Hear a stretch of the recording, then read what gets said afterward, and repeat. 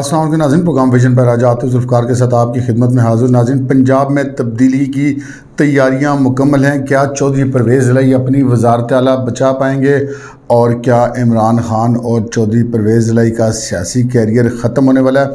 आज के प्रोग्राम में हम इस पर बात करेंगे और फिर इस पर भी बात करेंगे कि अगर इमरान खान साहब घेराव की कॉल देते हैं इस्लामाबाद की, तो क्या चौधरी परवेज़ इलाही साहब उनका साथ देंगे? इस हवाले से भी बहुत अहम खबरें आपके साथ शेयर करेंगे।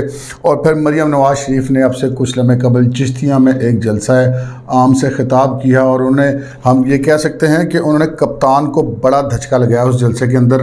वो क्या खबरें हैं, इस पर बात करेंगे।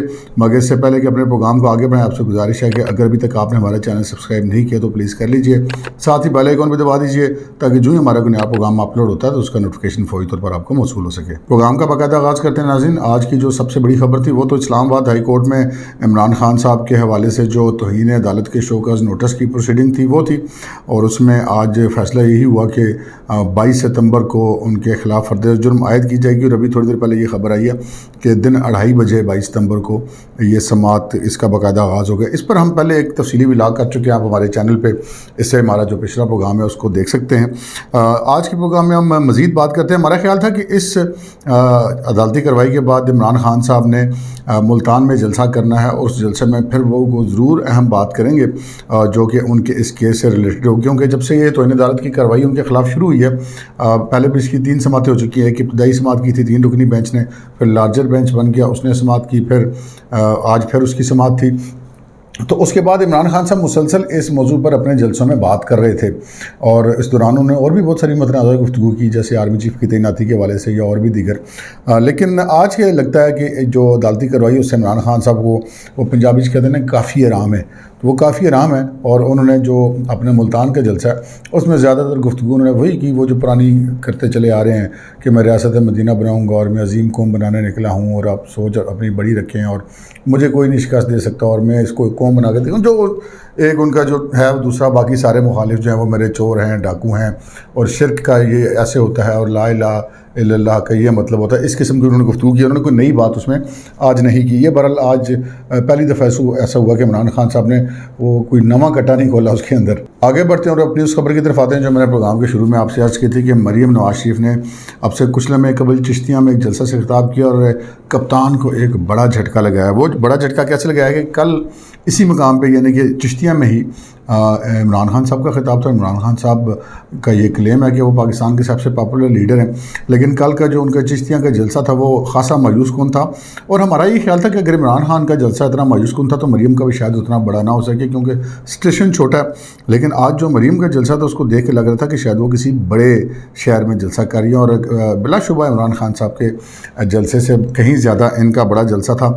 और इस हवाले से हम कह सकते हैं कि कप्तान को एक बड़ा झटका मरियम ने चिश्तिया की हद तक ज़रूर लगाया है। उसके अलावा मरियम नवाज़ शरीफ ने बहुत सारी बातें की, जिनमें जो सबसे इम्पॉर्टेंट उन्होंने बात की, मेरी नज़र में वो सबसे इम्पॉर्टेंट बात है कि उन्होंने, चूँकि आपको याद होगा कि उन्होंने पहले भी 2-3 दफ़ा अपना पासपोर्ट वापस लेने के लिए लाहौर हाई कोर्ट में रिट पिटीशंस फाइल की, और जब भी उनका केस लगता है वो बेंच टूट जाता है। ये तीसरी चौथी बार है कि वो बेंच टूटे, और आज वो बेंच फिर टूट गया है और मरियम नवाज़ शरीफ साहबा का केस नहीं सुना गया, और अब वो नया बेंच बनेगा तो फिर उसकी समात होगी। तो मरियम नवाज़ शरीफ साहबा ने बड़ी इंपॉर्टेंट बात की इसमें। उन्होंने ये कहा कि मरियम नवाज़ शरीफ की तरबियत नहीं है कि वो किसी को गाली दें, और उसे गाली देना नहीं आता, उसने गाली देना नहीं सीखा। और चूंकि मरियम नवाज़ शरीफ और नवाज़ शरीफ गाली नहीं देते तो क्या इस मुल्क में उन्हें इंसाफ नहीं मिलेगा?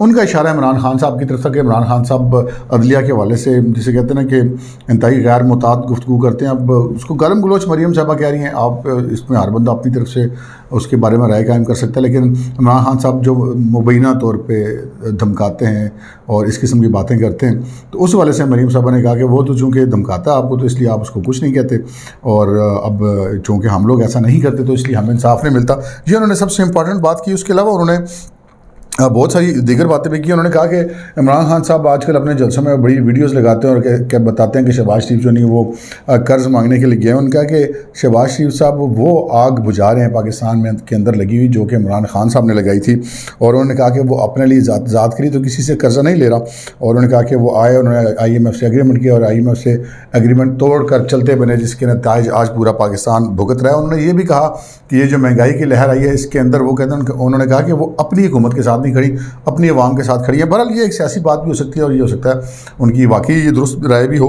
लेकिन उन्होंने कहा कि अगर हमने गैर मुल्की साजिश को देखना है तो गैर मुल्की साजिश तो वो साबित हो चुकी है, जो शौकत तरीन की कॉल की सूरत में है कि वो अपने 2 वज़राए ख़जाना को 2 सूबों के कह रहा है कि खान साहब का ये हुक्म है और खान साहब के ख़िलाफ़ चूँकि मुकदमे दर्ज हुए, लिहाजा आप लोग ये लेटर लिखे और उसकी कापियाँ आप IMF को भिजवाएँ। तो इससे ज़्यादा बड़ी और खुली डुली और यानी कि कहते हैं बरहना साजिश पाकिस्तान के ख़िलाफ़ और क्या हो सकती है। फिर उनका ये भी कहना था कि जनाब इमरान खान साहब के वाले से उन्होंने कहा कि फितना खान को बैरूनी ताकतों ने लॉन्च किया और बाकायदा पैसे दे के लॉन्च किया, और ये चीज़ फॉरेन फंडिंग केस में साबित भी हो चुकी है। और उन्होंने फिर ये कहा कि क्या इसराइल ने इमरान खान को हलवा पूरी खाने के लिए पैसे दिए थे, कोई ना कोई काम तो उन्होंने लेना होगा। और उनका दीगर जो बहुत सारी ताकतें इसराइल समेत, वो पैसे जो नहीं है वो किसी काम के उन्होंने दिए थे, वो काम इमरान खान साहब कर रहे हैं। उनका कि वो जो काम करने के लिए उनको पैसे दिए गए थे वो काम वो पूरा कर रहे हैं। वो इस मुल्क में आग लगाने के लिए उन्होंने पैसे दिए हुए थे। उन्होंने इसकी जो कुछ भी इस मुल्क के अंदर जो बेचैनी और इंतशार पैदा कर रहा है इमरान खान, वो उसके लिए उनको पैसे दिए गए थे और वो अपना काम पूरा कर रहा है। उन्होंने कहा कि अब ये भी देखना होगा कि इनको ही क्यों पैसे दिए गए पाकिस्तान के अंदर इंतशार कराने के लिए। तो मरीम साहबा का ये कहना था कि इमरान खान साहब जो हैं उनका ट्रैक रिकॉर्ड देखकर उन्होंने पैसे दिए। उनको पता था कि ये वो ऐसा शख्स है जिसका ट्रैक रिकॉर्ड जो है वो सारा लालच और तमा से भरा हुआ है, तो इससे आप पैसे दे के कुछ भी करवा सकते हो और इमरान खान वो कर रहा है। ये मरीम साहबा के इल्ज़ामात थे, लेकिन मरीम साहबा जो है वो जैसा कि अब हम देख रहे हैं कि गुज़श्ता चंद सालों में उन्होंने तकरीर में बड़ी महारत हासिल कर ली और वो बेरब्त गुफ्तगू नहीं करती। आजकल आपने देखा होगा इमरान खान साहब की जो तकरीर होती हैं वो एक फ़ुकरा किसी और टॉपिक पे होता है, दूसरा किसी और टॉपिक पे होता है, तीसरा किसी और टॉपिक पे होता है। लेकिन मरीम नवाज शरीफ साहबा जो है वो बड़ी मुदल्लल और बड़ी जामे और एक पूरी जिसे कहते हैं कि रिदम में अपनी तकरीर करती हैं और वो किसी टॉपिक को इस तरह जाने नहीं देती और मुकम्मल एक कम्प्रीहेंसिव जो है वो तकरीर करती हैं और मजमे को अपने साथ इन्वॉल्व भी रखती हैं। तो बहरहाल जी आज मरीम साहबा ने जो चिश्तियाँ वाला जलसे की हद तक अगर देखा जाए तो इमरान खान साहब को उन्होंने बड़ी शिकस्त दी है। आगे बढ़ते हैं जी अपनी उन 2 खबरों की तरफ जो मैंने आपके साथ शुरू में अर्ज़ की थी, वो बड़ी एक्सक्लूसिव खबर है जनाब। एक खबर तो ये है कि अगर इमरान खान साहब जैसा कि उनका ट्रैक रिकॉर्ड है, इमरान खान साहब सोचते हैं कि वो हर काम दबाव डाल के कर सकते हैं और ये जो मुसलसल वो जलसे वगैरह भी कर रहे हैं उसके पीछे भी उनकी यही सोच है कि वो एक मुसलसल प्रेशर रखना चाहते हैं इदारों के ऊपर, अदलिया के ऊपर, इस्टेब्लिशमेंट के ऊपर, हुकूमत के ऊपर। और उनका ख्याल है कि वो एक बड़े पॉपुलर आदमी है तो इस प्रेशर के ज़रिए अपना हर जायज़ नाजायज़ मुतालबा मनवा सकते हैं। और वो मुतअद्दिद बार ये भी बात कर चुके हैं कि जी पंजाब में भी और KP में भी और आज़ाद कश्मीर में, गिलगित बल्तिस्तान में भी मेरी हुकूमत है। शहबाज शरीफ तो सिर्फ 23 या 27 किलोमीटर का वज़ीर-ए-आज़म है, तो मैं जब चाहूँगा मैं इस्लामाबाद के घिराव की काल दूँगा और इस्लामाबाद को मैसूर कर दूँगा।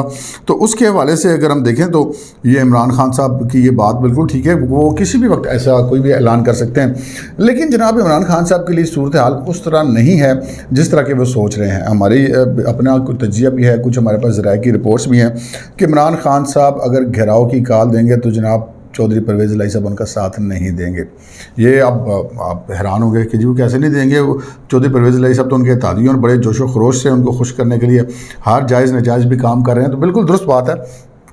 अगर मामला सिर्फ इस्लामाबाद के घिराव का होता और सिर्फ सियासी हद तक होता तो यकीनन चौधरी परवेज़ इलाही साहब उनकी साथ देते। लेकिन इमरान खान साहब चूँकि फटा डाल बैठे हैं, वो काफ़ी सारे जो ऐसे वाक़यात हो चुके हैं, मसलन लसबिला हादसे वाला मामला था, जैसे आर्मी चीफ की तैनाती वाला बयान था, बहुत सारी चीज़ों में इमरान खान साहब जो हैं वो फ़ौज को बराह रास्त जिसे कहते हैं कि वो अपना निशाना मुबैना तौर पर बज़ाहिर बनाते हुए दिखाई दे रहे हैं। तो चौधरी परवेज़ इलाही साहब का तो सारा कैरियर ही वो इस्टेब्लिशमेंट के साथ है, वो तो उसके बगैर चलने का सोच भी नहीं सकते। आपको याद होगा कि मैं परवेज़ मुशर्रफ को 10 बार वर्दी में सदर मुंतखब करवाऊँगा, इस किस्म के भी उन्होंने बयान दिए थे।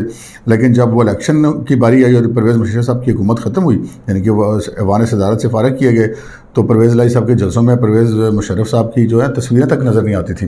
तो अब उन्होंने एक और कल बयान दिया, हमने अपने कल के व्लॉग में भी जिक्र किया था कि इस मुल्क के हर मसले का हल जो है ना वो हल आखिर में जनरल बाजवा नहीं करना होता। अब वो जनरल बाजवा साहब चूँकि मौजूदा आर्मी चीफ़ हैं तो परवेज़ इलाही साहब ने उनको राज़ी करने की कोशिश की है कि वो ये ना सोचें कि जनाब ये मैं उधर इमरान खान के साथ मिल गया हूँ या उनके साथ हूँ, मैं हाले भी थोड़े नाल ही हाँ, उनका ये कहने का मकसद था। तो ऐसी सूरत हाल में चौधरी परवेज़ इलाही साहब, हमारे ज़राए का ये कहना है कि अगर इस्लामाबाद के घिराव की काल देती है तो इमरान खान साहब को पंजाब में से वो रिजल्ट फराहम नहीं करेंगे जो कि इमरान खान साहब सोच रहे होंगे। इसमें कोई शक नहीं है कि पंजाब में वज़ीर आला चौधरी परवेज़ लाई हैं, लेकिन बाकी सारी काबीना जो है वो इमरान खान साहब की पार्टी के वज़रा पर मुश्तमिल है। लेकिन चौधरी परवेज़ लाई साहब जो हैं बहरहाल वज़ीर आला हैं और वज़ीर आला के तौर पर शायद वो इमरान खान साहब को उतना साथ ना दें। ये खबर आपके साथ शेयर करनी थी। और दूसरी खबर ये है कि जनाब पंजाब में तब्दीली की तैयारियाँ भी मुकम्मल हो गई हैं और बहुत राजदारी से आसिफ अली ज़रदारी की राजदारी ये जनाब इस वक्त चल रही है। और पहले भी आसिफ अली ज़रदारी साहब ने काम किया था सारा, वो जब चौधरी शुजात वाला लेटर था, किसी के वहम गुमान में भी बात नहीं थी और अचानक चौधरी शुजात सैना का एक लेटर आ गया और आसिफ ज़रदारी साहब ने सियासत के शतरंज में जिसे कहते हैं कि उनको मात दे दी। और इसी तरह अब यही ज़रा फिर हमें बता रहे हैं कि आसिफ ज़रदारी साहब खामोशी से अपना काम कर रहे हैं, कोई शोर शराबा वो कोई नहीं कर रहे, कोई वो बड़कियाँ बुड़के नहीं मार रहे। लेकिन ज़रा के कहना है कि काफ़ी हद तक उसमें वो कामयाबी हासिल कर चुके हुए हैं। और कुछ ऐसे भी लोग हैं पाकिस्तान तहरीक इंसाफ के जो कि रिज़ाइन भी दे सकते हैं चौधरी परवेज़ लाई की हुकूमत को अक्सरियत से महरूम करने के लिए। और जो ये भी पता चला कि जो पाकिस्तान मुस्लिम लीग काफ के जो 10 अरकान सूबाई असम्बली हैं, परवेज़ लाई साहब समेत 10 वो टोटल अरकान असम्बली हैं, उनमें से ये पता चला कि 5 तो पहले ही चौधरी शुजात हुसैन के साथ जाके मुलाकातें कर चुके हैं, वो ऑन द रिकॉर्ड मुलाकातें आ चुकी हैं उनकी।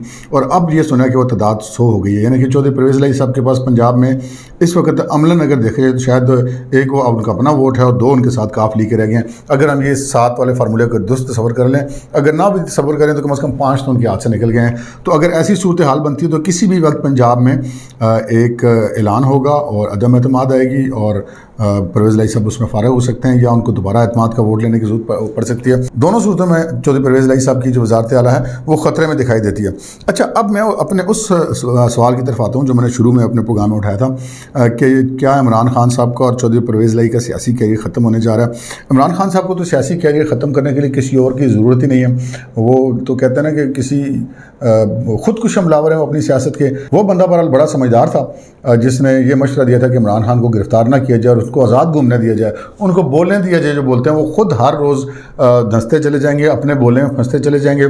और वो हमने देखा कि वो हर रोज़ अपने बोले पर एक नए तनाज़े को जन्म देते हैं, उस तनाज़े में खुद भी फंस जाते हैं। आज भी जो हाई कोर्ट में वो भुगत रहे हैं वो उसी बेलाग बोलने की वजह से ही भुगत रहे हैं। तो इमरान खान साहब का जो सियासी कैरियर है वो तो हर गुजरने वाले दिन के साथ ख़तरे से दो चार है ही है। परवेज़ अली साहब का भी सियासी कैरियर ख़तरे से दो चार है, क्योंकि इस वक्त अगर परवेज़ अली साहब ये सोचें कि इमरान खान साहब वाली साइड पर अगर अक्सरियत ख़त्म होती है और मेरे अपने अरकान के लोग भी जो हैं वो चौधरी शुजात के कहने पर चलते हैं तो फिर मैं नून लीग का वज़ीर बन जाऊँगा, तो वो ऐसी सूरत हाल अब चौधरी साहब को ये रियायत दस्तयाब नहीं है। मुझे लगता है कि चौधरी परवेज़ अली साहब ने एक दफ़ा पहले वज़ारत आला इंजॉय की परवेज़ मुशर्रफ साहब के दौर में, और एक दफ़ा अब ये चंद दिन की उन्होंने वज़ारत आला इंजॉय कर लिया। अब देखें कितने दिन और कर पाते हैं।